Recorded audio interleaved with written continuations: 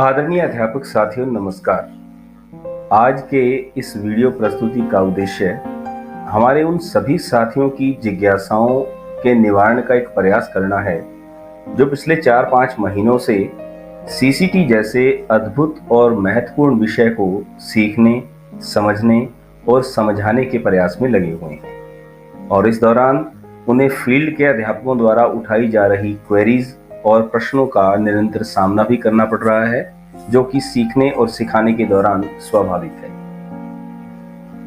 इन queries और प्रश्नों पर चर्चा करने से पूर्व हम सबसे पहले धन्यवाद ज्ञापित करना चाहेंगे आदरणीय श्री राकेश गुप्ता जी, वरिष्ठ आईएएस अधिकारी, और श्री सुरेंद्र सिंह संधू जी, वरिष्ठ विषय विशेषज्ञ एससीईआरटी गुरुग्राम जी का, जिनके सदप्रयासों और गुणवत्तापूर्ण मार्गदर्शन में यह परियोजना न केवल हम सब तक पहुंच पा रही है, बल्कि यह अभिनव प्रयोग सहज, सार्थक और उद्देश्यपूर्ण ढंग से संपन्नता की ओर अग्रसर है। तो आइए बात करते हैं सीसीटी से जुड़े प्रमुख बिंदुओं की ओर। आदरणीय साथियों, सबसे पहले यह जानना समझना परम आवश्यक है कि आखिर सीसीटी क्या और क्यों। सीसीटी का अभिप्राय है क्रिएटिव क्रिटिकल थिंकिंग, अर्थात छात्रों में रचनात्मकता और तार्किक समझ का विकास करना। इसका प्रयोजन हरियाणा सरकार और हमारे वरिष्ठ अधिकारी वर्ग को क्यों महसूस हुआ, तो इसका सीधा स्पष्ट उद्देश्य यह है कि हमारे राजकीय विद्यालयों में पढ़ने वाले बच्चे अपने पाठ्यक्रम को केवल परीक्षा पास करने या पारंपरिक ढंग से पूर्ण कर लेने को लेकर ही न चलें, बल्कि उनके अंदर इतनी रचनात्मकता और तार्किक समझ विकसित हो सके, इतनी तार्किक समझ बढ़ाई जा सके कि उन्हें व्यावहारिक जीवन जीने की कला और दक्षता में निपुणता हासिल हो सके। इसके लिए फिलहाल कक्षा 7वीं, 8वीं, 9वीं के हिंदी, गणित और विज्ञान विषय को चुना गया है। इन तीनों विषयों का समेकित उद्देश्य छात्रों के बहुमुखी प्रतिभा विकास के साथ साथ उनकी तार्किक और रचनात्मक अभियोगिता को विकसित करना है। यहाँ हमारी विशेष चर्चा हिंदी विषय आधारित रहेगी। तो हम बात करते हैं हिंदी विषय सीसीटी की विषय सामग्री निर्माण और प्रश्न निर्माण के बारे में। सीसीटी की विषय सामग्री और परीक्षा प्रणाली। साथियों, इसके अंतर्गत 2 प्रकार की विषय सामग्री का निर्माण किया जाना अपेक्षित है, जिन्हें शीर्षक दिया गया है कॉन्टिन्यूअस और नॉन कॉन्टिन्यूअस, जिसकी चरणबद्ध चर्चा इस प्रकार है। सबसे पहले कॉन्टिन्यूअस विषय सामग्री। कॉन्टिन्यूअस सामग्री से अभिप्राय है कि आपको निर्धारित कक्षाओं में दिए गए हिंदी पाठ्यक्रम में से पाठ आधारित दक्षता का चुनाव करते हुए अपनी विषय सामग्री तैयार करनी है। एक बार उपरोक्त बात को पुनः स्पष्ट किया जाता है कि आप जिस भी कक्षा के लिए कॉन्टिन्यूअस सामग्री बनाना चाहते हैं, उस पाठ को ध्यानपूर्वक 2-3 बार पढ़ें और यह स्पष्ट रूप से समझें कि आखिर इस पाठ के माध्यम से छात्रों को क्या सिखाया जाना अपेक्षित है। उदाहरणतः हम कक्षा 9वीं के पहले पाठ 2 बैलों की कथा को लेते हैं। इस पाठ की प्रमुख दक्षता हो सकती है मित्रता का महत्व, स्वतंत्रता का महत्व, मनुष्य की पशुओं के प्रति संवेदनशीलता और अन्याय का विरोध। इसके अलावा अन्य या इससे इतर दक्षताएं भी आप ढूंढ सकते हैं। यहां से शुरू होता है आपका कॉन्टिन्यूअस विषय सामग्री निर्माण कार्य।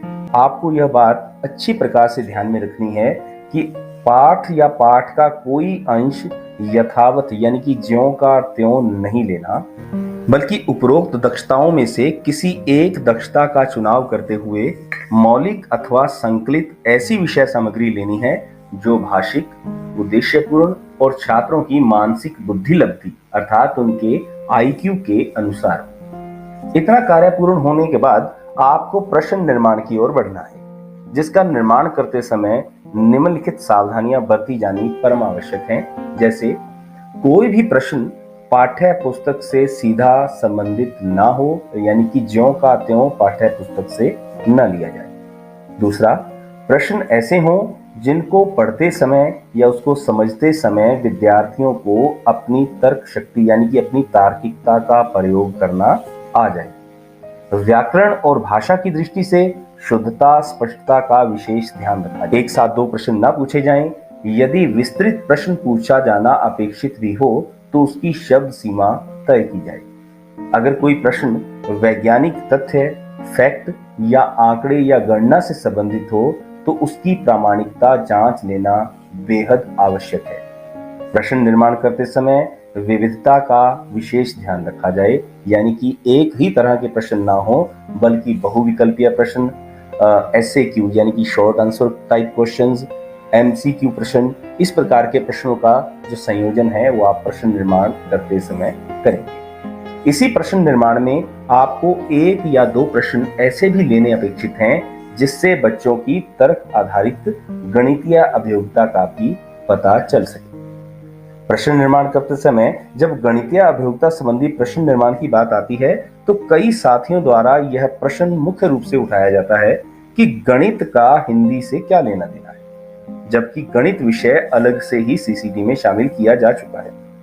तो साथियों, इसका स्पष्ट और सीधा उत्तर यह है कि इस वर्ष सीसीटी द्वारा जो परीक्षा आयोजित की जानी प्रस्तावित है उसका केंद्रीय विषय गणित ही है। अतः इस प्रक्रिया की अनुपालना आवश्यक है। और दूसरा, इस प्रश्न के माध्यम से भी उनकी तार्किकता और रचनात्मकता को ही परखा जाना है, ना कि उनसे गणित के बड़े बड़े प्रश्न या स्टेटमेंट या सवाल के रूप में उनसे प्रश्न पूछने हैं। इन प्रश्नों का निर्माण करते समय आपको विशेष ध्यान रखना है कि जो भी प्रश्न आप बनाएं उसमें व्यावहारिक गणित की ही बात हो, जो सामान्य गणितीय अभियोगिता उसे दैनिक जीवन के क्रियाकलापों में काम आनी है। आपकी सुविधा के लिए हम यहाँ कॉन्टिन्यूअस सामग्री का उदाहरण केवल संकेत अथवा अपनी बात को स्पष्ट करने के लिए दे रहे हैं, और हमें विश्वास है कि आप व्यापक अभ्यास, समझ और स्पष्टीकरण से इससे कहीं बेहतर विषय सामग्री और प्रश्न निर्माण कर सकने में सक्षम होंगे। दूसरी जिज्ञासा, सामान्यतः अध्यापक साथियों को यह जिज्ञासा रहती है कि गद्यांश आधारित यानी गद्य पाठ के आधार पर तो हम सामग्री तैयार कर ही लेते हैं, कविता का क्या किया जाए? हमें कविता तो लिखनी ही नहीं आती। तो यहाँ हम स्पष्ट कर देना चाहेंगे कि अभ्यास, प्रयास और रुचि ये तीन ऐसे शस्त्र हैं जिनसे हम कोई भी नई विधा सीख सकते हैं। फिर भी आप चाहें तो पाठ्य पुस्तक के अंदर जो कविताएं दी गई हैं, अगर आप उसके साथ संबंधित उसकी दक्षता के ऊपर आधारित कविता रचना नहीं कर पा रहे हैं तो आप उसका भावानुवाद, साम्यानुवाद, मौलिक रचना या संकलन भी ले सकते हैं।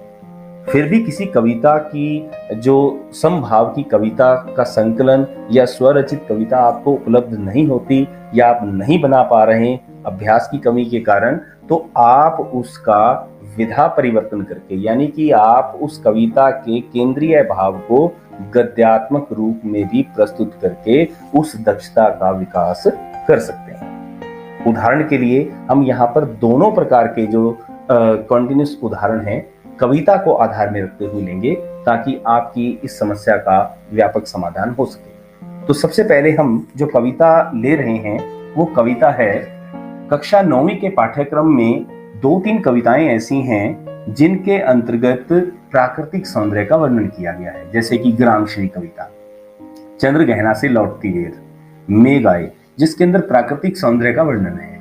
अब इसी दक्षता को आधार बनाकर इसके साथ संबंधित एक संकलित कविता हमें उपलब्ध हुई है जिसका हम यहाँ पे उल्लेख करना चाहेंगे। तो वो कविता है, मलेज का झोंका बुला गया, खेलते से स्पर्श से रोम रोम को कपा गया, जागो जागो जागो सखी वसंत आ गया। तो देखिए, ये जो हमें कविता मिली है इसके अंतर्गत भी प्राकृतिक सौंदर्य का वर्णन किया गया है, वो वसंत ऋतु का है।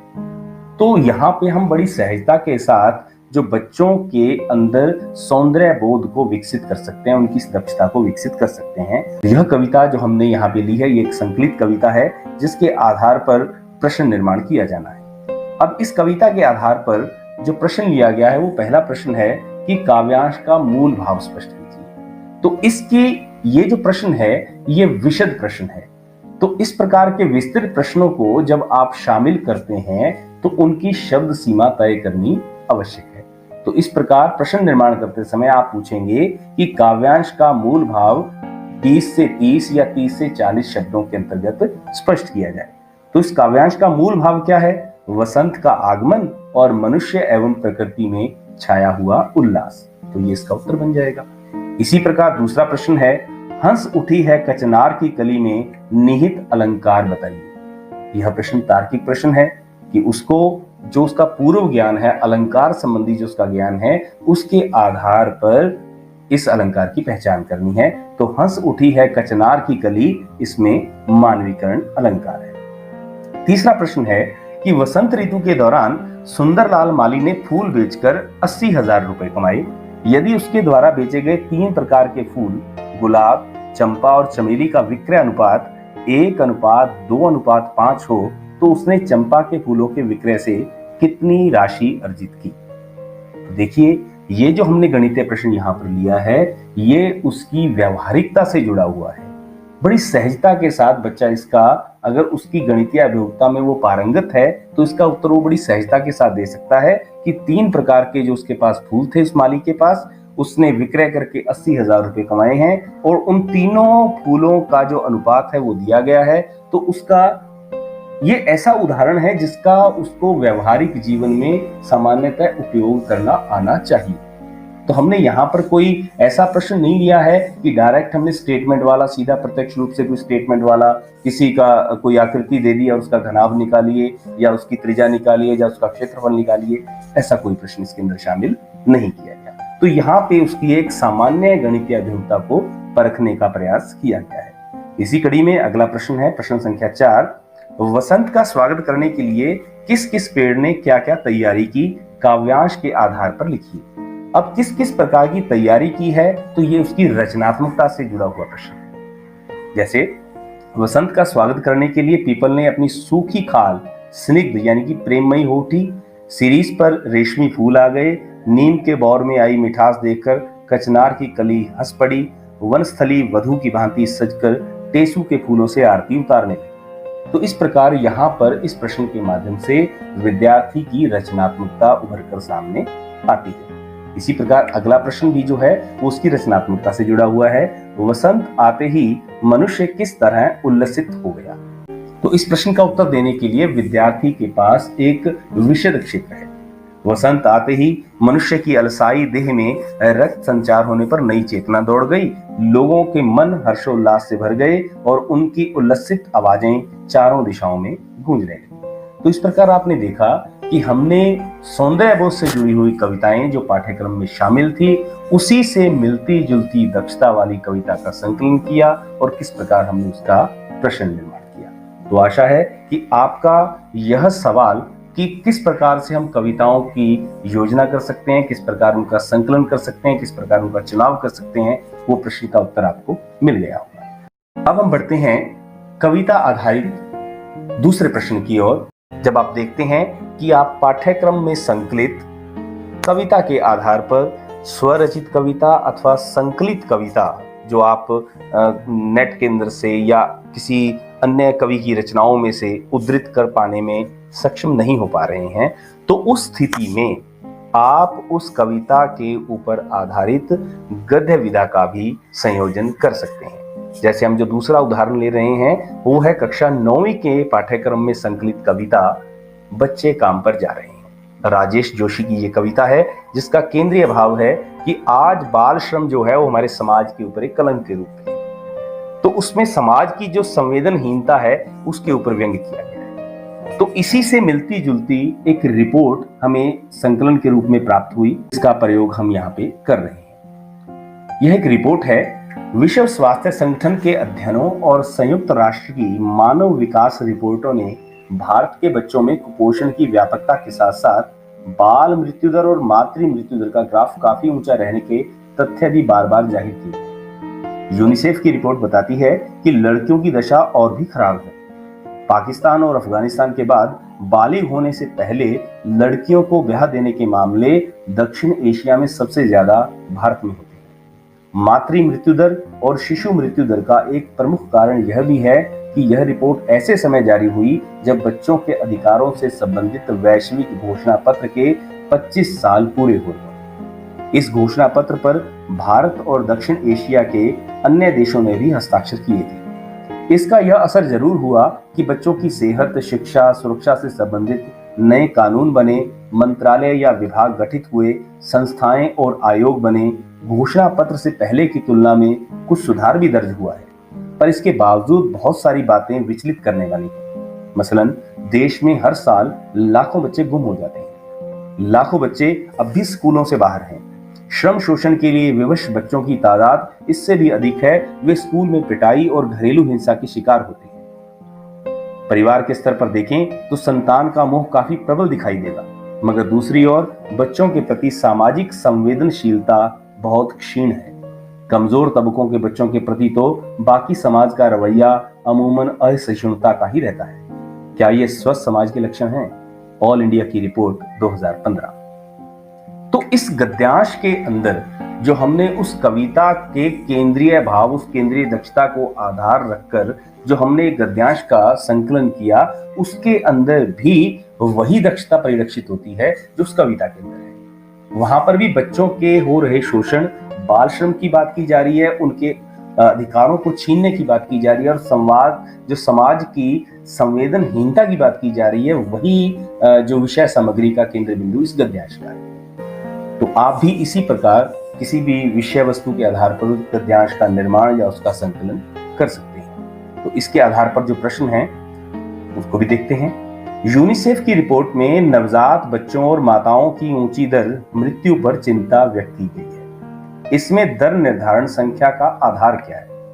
देखिए, यह प्रश्न बच्चे की तार्किक क्षमता के ऊपर आधारित है कि जब मृत्यु दर या जन्म दर की बात की जाती है तो बच्चा अपने पूर्व ज्ञान से या पूर्व अभ्यास से या पूर्व अनुभव से यह ज्ञात कर सके कि उस दर के लिए जो संख्या का निर्धारण है वो किस प्रकार होता है। तो यहाँ पे ये उसकी तर्क शक्ति से जुड़ा हुआ प्रश्न है, जो सीधे तौर पे गद्यांश में नहीं दिया गया।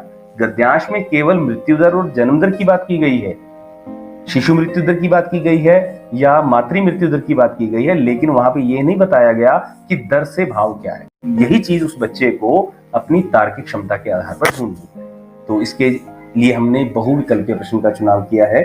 ये हो सकती है प्रति सैकड़ा, प्रति हजार, प्रति लाख या प्रति 10,000। इसी प्रकार यदि घोषणा पत्र पर 195 देशों में भारत और दक्षिण अफ्रीका के समेत 67 देशों ने सहमति दिखाई, तो इस घोषणा पत्र पर हस्ताक्षर करने वाले देशों का कुल प्रतिशत कितना रहा? ये इसकी गणितीय अभियोक्ता से जुड़ा हुआ प्रश्न है। इसमें कहीं पर भी हमने अनावश्यक रूप से गणित को शामिल नहीं किया है। यह विद्यार्थी की सहज गणितीय अभियोक्ता को परखने का प्रश्न है। तो इस प्रश्न का उत्तर देते समय विद्यार्थी अपने पूर्व ज्ञान को, अपने गणितीय अभियोक्ता का प्रयोग करते हुए वो इसका प्रतिशत आसानी से प्राप्त कर सकता है। तो आपने देखा कि जो गणितीय प्रश्न है वो स्वाभाविक गणितीय अभियोक्ता से जुड़ा हुआ है। हमने इसके अंदर जो गणितीय प्रश्न लिया है वो बिल्कुल उसके व्यावहारिक अभियोक्ता को विकसित करने वाला है। इसी प्रकार तीसरा प्रश्न, रिपोर्ट के अनुसार बालिग होने से पहले लड़कियों को ब्याह देने के मामले में दक्षिण एशिया में भारत का स्थान कौन सा है? अब इस प्रश्न का उत्तर देने के लिए विद्यार्थी को अपनी भाषिक दक्षता का परिचय देना होगा। उसको गद्यांश के अंदर जो तथ्य दिए गए हैं उनको बड़े ध्यान से पढ़ना होगा कि पाकिस्तान और अफगानिस्तान के बाद बालिग होने से पहले लड़कियों को ब्याह देने के मामले में दक्षिण एशिया में सबसे ज्यादा भारत में होते हैं, लेकिन होते किनके बाद हैं? पाकिस्तान और अफगानिस्तान के बाद। तो इस प्रकार भारत का जो स्थान है वो तीसरा स्थान है। तो इसके अंदर भी विद्यार्थी को अपनी तार्किक क्षमता का परिचय देना होगा। इसी प्रकार अगला प्रश्न है, बच्चों के अधिकारों से संबंधित घोषणा पत्र जारी होने के बाद बहुत कुछ सुधार हुआ, किंतु ऐसी बहुत सी बातें अब भी हैं जो हमें दुखी करती हैं। 30 से 40 शब्दों में स्पष्ट कीजिए। तो इसका उत्तर क्या है? इसका उत्तर भी उसको गद्यांश में पढ़ने पर मिलेगा, लेकिन उसको तथ्य ढूंढते हुए अपनी रचनात्मक अभियोगिता के आधार पर 30-40 शब्दों के अंदर उसका उत्तर देना होगा। तो बच्चों के अधिकार से संबंधित घोषणा पत्र जारी होने के बाद बच्चों की सेहत, शिक्षा, सुरक्षा आदि से जुड़े कानून बनने पर प्रति वर्ष लाखों बच्चों का गुम होना, लाखों बच्चों का स्कूल न जाना, बाल श्रमिक बनने को विवश होना, पिटाई और हिंसा का शिकार होना, ये बहुत सारी बातें हैं जो हमें दुखी करती हैं। तो विद्यार्थी अपने विवेक के अनुसार 30-40 शब्दों के अंदर या अपनी योग्यता के अनुसार उनका संयोजन करते हुए इस प्रश्न का उत्तर दे सकता है। प्रश्न संख्या 5, गरीब वर्ग के बच्चों के प्रति समाज का रवैया अच्छा न होना क्या ये स्वस्थ समाज के लक्षण हैं? स्पष्ट कीजिए। तो इस प्रश्न का उत्तर भी उसको गद्यांश को बड़े अच्छे और विवेकपूर्ण ढंग से पढ़ने के बाद प्राप्त हुआ। गरीब वर्ग के बच्चों के प्रति समाज का रवैया अच्छा न होना, उनके प्रति असहिष्णुता की भावना रखना, स्थिति को देखकर ऐसा कहा गया है क्योंकि एक और परिवार में संतान के प्रति काफी मोह दिखाई देता है, तो दूसरी ओर सामाजिक स्तर पर लोग संवेदनहीन हैं। तो इस प्रश्न को गद्यांश के आधार पर अपनी तार्किकता के साथ रचनात्मक ढंग से उसकी प्रस्तुति की जानी है। तो आशा है कि आपको कॉन्टिन्यूस विषय सामग्री का निर्माण करते समय और विशेषकर कविताओं से जुड़ी हुई दक्षता को लेते हुए जो विषय सामग्री का निर्माण करना है, उसके दो तरीके हमने आपके सामने रखे। या तो आप स्वरचित या संकलित कविताओं का, जिसके अंदर साम्य भाव हो, उसी प्रकार की दक्षता की बात हो, उसी केंद्रीय भाव की बात हो, उस प्रकार का संकलन कीजिए, उस प्रकार के प्रश्न का निर्माण कीजिए। अथवा आप अपनी अभियोगिता के आधार पर उस पद्य को, उस कविता को गद्यात्मक रूप में या किसी रिपोर्ट या विवरण के रूप में भी ले सकते हैं। तो अब हम बढ़ते हैं सीसीटी के अंतर्गत शामिल किए जाने वाले दूसरे प्रकार के प्रश्न को, जिसको कहा जाता है नॉन कॉन्टिन्यूअस, जिसके अंतर्गत आपको इस प्रकार की संकलित अथवा स्वनिर्मित सामग्री को तैयार करना है, जो विज्ञापन हो सकती है, समाचार हो सकता है, ईमेल हो सकता है, नोटिस हो सकता है, कोई पंफलेट हो सकता है, या किसी प्रकार का अपने आसपास जो देखते हैं कोई होर्डिंग लगा हुआ है, उसके संकेत बिंदु की इमेज हो सकती है, उसकी तस्वीर हो सकती है, जो आप अपने चारों तरफ देखते हैं। साथियों, इसका चुनाव करते समय हमें थोड़ा ध्यान रखने की आवश्यकता है। जो भी सामग्री, जिस भी चित्र को, जिस भी विज्ञापन को, जिस भी समाचार को आप नॉन कॉन्टिन्यूअस सामग्री के रूप में चुन रहे हैं, जिसके आधार पर बच्चों की तार्किकता को, उसकी रचनात्मकता को और उसकी गणितीय योग्यता को परखना है, तो उसके लिए सबसे पहली अनिवार्य शर्त यह है कि चुनी गई सामग्री छात्रों के स्तरानुसार हो, उनके आईक्यू लेवल के अनुसार होनी चाहिए। जो कक्षा 9 के विद्यार्थियों के लिए है, वो उचित कक्षा 9 के विद्यार्थियों के लिए रहेगी, वो कक्षा 7 के विद्यार्थियों के लिए उचित नहीं हो पाएगी। तो इसमें हमें व्यापक सावधानी का परिचय देना है। तो दूसरा है, चुनी गई सामग्री भाषिक होनी चाहिए, क्योंकि हम हिंदी के माध्यम से रचनात्मकता, तार्किकता और गणितीय अभियोगिता की बात कर रहे हैं। तो जो भी विज्ञापन या जो भी तस्वीर या जो भी आपने नोटिस या पंफलेट या विज्ञापन आपने दिया है, वो भाषिक होना अनिवार्य है और उसकी भाषा हिंदी ही होनी चाहिए।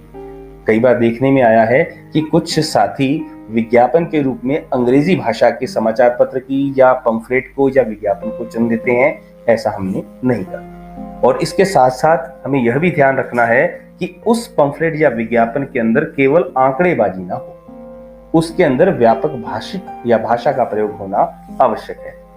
कोई भी ऐसे विषय न लिए जाएं जो कि सामाजिक, धार्मिक या सांस्कृतिक रूप से संवेदनशील हो। हमने विषय का चुनाव करते समय यह सतर्कता भी बरतनी है कि जिस विज्ञापन को हम ले रहे हैं वो छात्र हित के अनुसार हो।